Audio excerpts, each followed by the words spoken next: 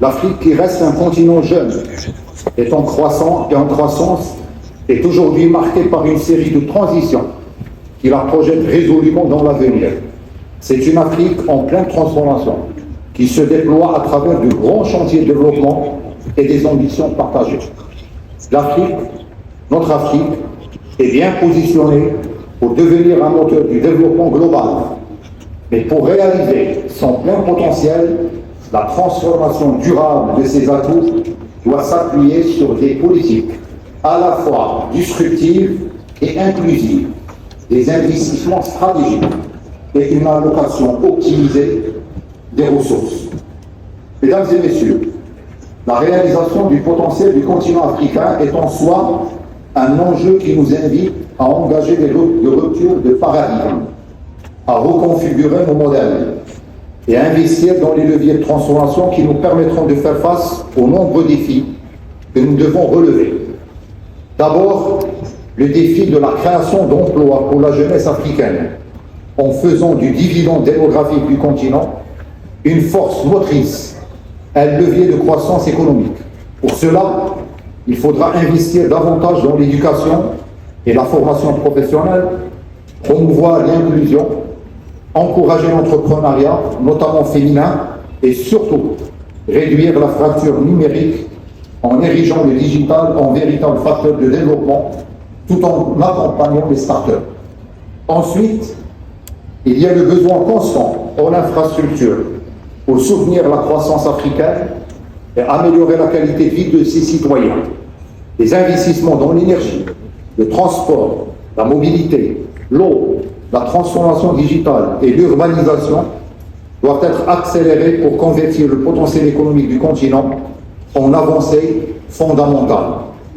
L'Afrique aura également à capitaliser sur son énorme potentiel agricole pour couvrir les besoins de ses populations, mais également à accélérer son industrialisation dans les secteurs où elle dispose de réels avantages comparatifs, moderniser les infrastructures, améliorer l'accès au financement, promouvoir l'innovation technologique, renforcer les cadres réglementaires sont autant de leviers fondamentaux pour soutenir une industrialisation durable dans le cadre d'une approche intégrée et écosystémique.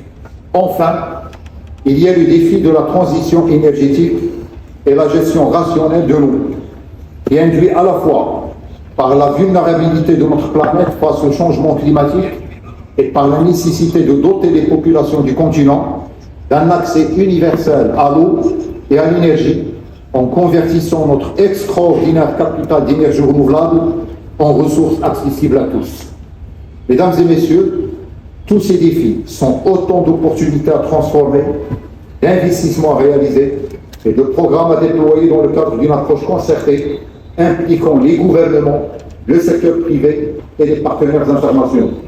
Il est vrai que le contexte socio-économique mondial est particulièrement rude depuis quelques années, marqué profondément par une crise sanitaire qui a rebattu les cartes et traversé encore aujourd'hui par des crises géopolitiques et des conflits régionaux qui impactent nos sociétés, reconfigurent nos modèles économiques et perturbent les chaînes d'approvisionnement. Mais l'Afrique fait preuve d'une extraordinaire résilience, avec des indicateurs macroéconomiques prometteurs, affichant des taux de croissance parmi les plus élevés au monde, et continue de se distinguer par son incroyable vitalité. Chaque crise, chaque difficulté est une occasion de se dépasser, de se transformer. Nous devons nous adapter et tirer profit de ces reconfigurations pour nous réaliser et jouer un rôle encore plus déterminant dans l'échiquier économique mondial. Pour cela, il est impératif d'investir de manière plus volontariste dans le commerce intra-africain, qui demeure en deçà de son potentiel et qui est sans doute le levier de développement le plus décisif pour notre continent et pour nous tous. C'est pourquoi la convergence des visions et des énergies, l'institutionnalisation du cadre de coopération sont plus que jamais les moteurs de cette ambition affichée de développement vigoureux des échanges sud-sud pour donner à l'Afrique les moyens de se positionner comme un acteur qui écrit son avenir. Honorable assistance, l'Afrique est à la croisée des chemins et a définitivement son destin en main. Aujourd'hui, Nous ouvrons un nouveau chapitre, un chapitre où l'Afrique se réalise sans concession, où chaque défi devient une opportunité, où ensemble nous façonnons notre avenir. Cette Afrique qui s'organise et qui se donne les moyens de ses ambitions est aujourd'hui incarnée par l'édification de la zone de libre-échange continentale africaine, la ZLECAf, la plus grande zone de libre-échange au monde, avec un marché de plus de 1,4 milliard de personnes et une prévision de croissance du commerce intra-Afrique de plus 50%. Au cours des prochaines années, nous assisterons à la libération de plus de 90% des droits de douane. L'Afrique est bel et bien à un tournant majeur de son histoire.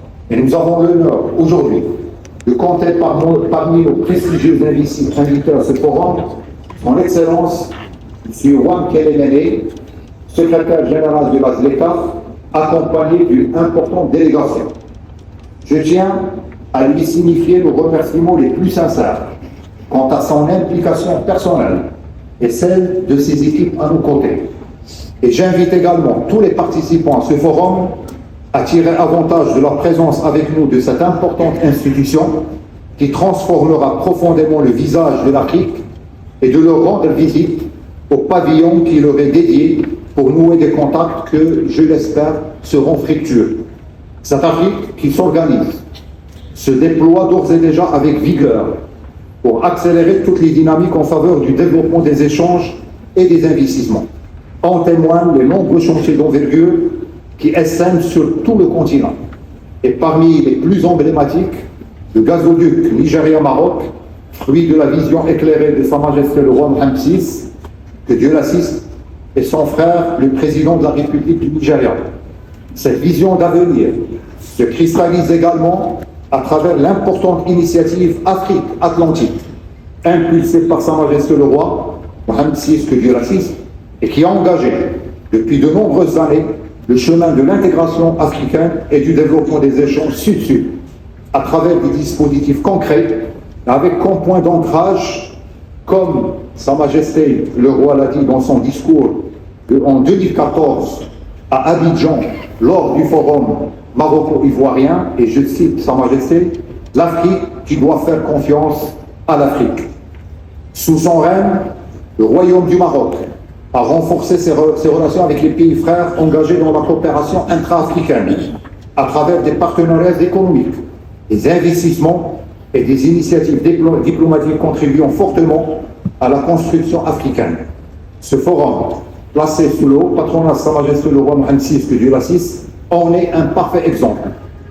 Mesdames et messieurs, chers invités, le groupe Attijari Wafa Bank, présent dans 27 pays, dont 15 en Afrique, au service de plus de 12 millions de clients, n'a d'autre vocation que de contribuer à un développement durable et inclusif du continent en étant un catalyseur, parmi d'autres, un catalyseur productif des échanges intra-africains, en mobilisant les financements et en s'érigeant en pont entre les opérateurs africains et le reste du monde.